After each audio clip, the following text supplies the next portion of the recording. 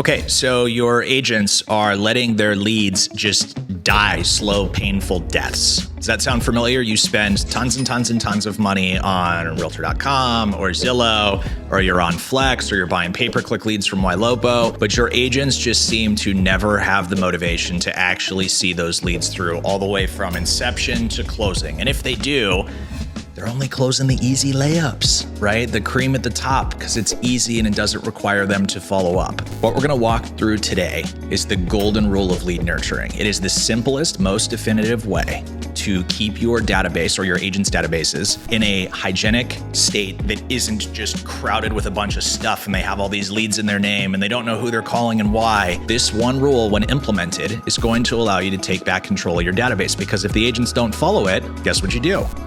You take the leads away, right? You reassign them into a pond and let agents that are motivated call them, or you assign them to other agents in general. So let me walk you through it. It's super, super simple. And I'm going to glance at my notes a couple of times because I want to make sure this content is super tactical for you. So the problem is this: most agents, when it comes down to it, they stop following up, statistically we know, after the second or third phone call. Now here's the unfortunate thing. The average number of attempts on a lead before it converts into a transaction is what? 16 on average before it actually goes into escrow. If most agents give up after 3, are we getting to like the closing a lot of the time? No, here's the reality. Those people that inquire, especially through lower funnel lead sources like Zillow and Realtor.com, those people are gonna buy.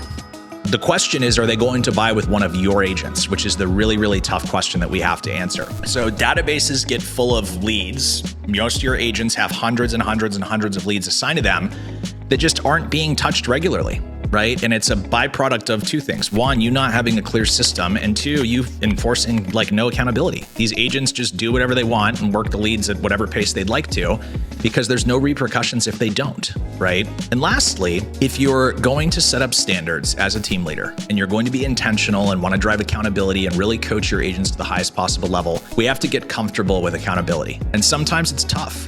Your top producers are sometimes the worst offenders, right? They've got leads in their database and they're just working the cream at the top. They're doing well because they're good salespeople, but they could be doing so much better if we actually took those people and held them accountable to a result, right?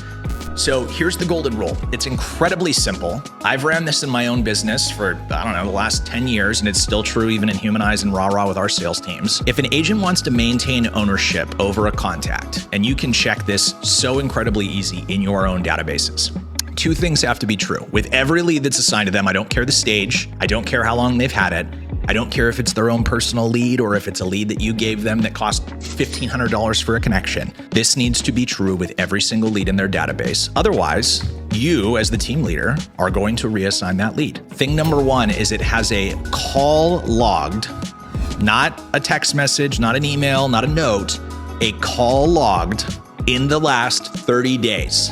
Every contact in their database, and you guys know this, team leaders and brokerage owners listening to this, if you want to be a high performance agent, you should never not be touching your clients every 30 days. And if you are, those people are going to leak and they're going to transact with other people. So thing number one is that they have a call logged with every contact in their database every 30 days, period. Call logged in Follow-Up Boss, Boomtown, Commissions Inc., whatever you use.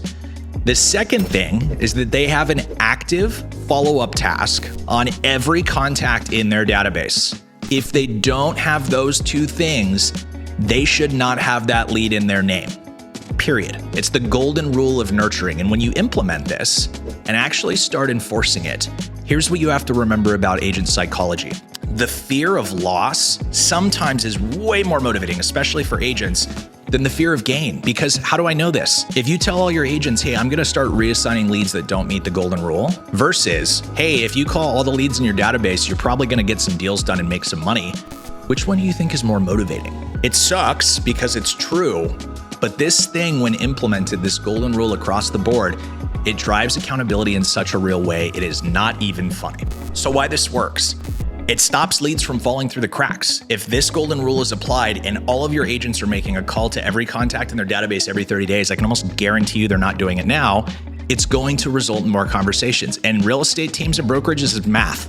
Hire agents, get them to make phone calls, open escrows. It is simple, but it is not easy, and we all know that. Second, it forces agents to stay active in the CRM. They have to physically pick up the phone and actually make those phone calls, because here's the reality.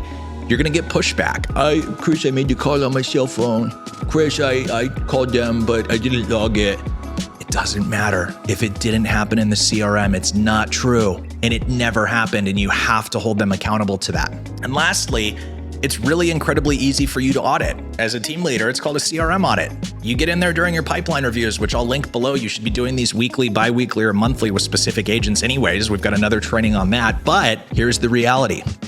If you're going to do a CRM audit, you have to hold them accountable. If you open their database, you should have a view saved in Follow Up Boss for this. Really simple to do. Next task isn't blank. Call logged in last 30 days. They either have contacts in that smart list or they have 0. If they have 0, they're doing their job and meeting expectation. If they don't have 0, guess what? Those leads are in danger.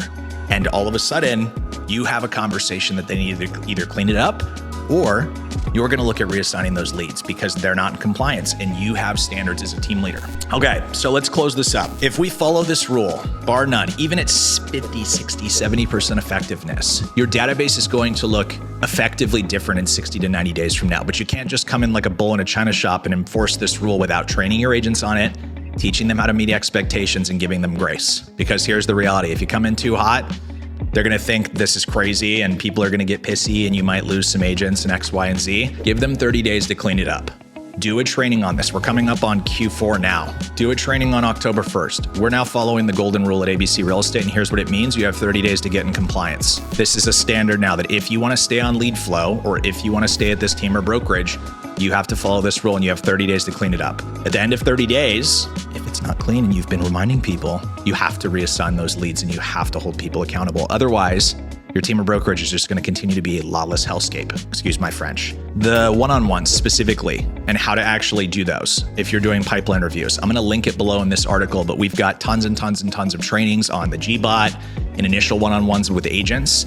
This is something that you could cover during a pipeline review with an agent. You just add a CRM hygiene to it and you check it out and you can hold these people accountable and actually start winning. So check that out. I'm going to link it below and I will see you in the next one.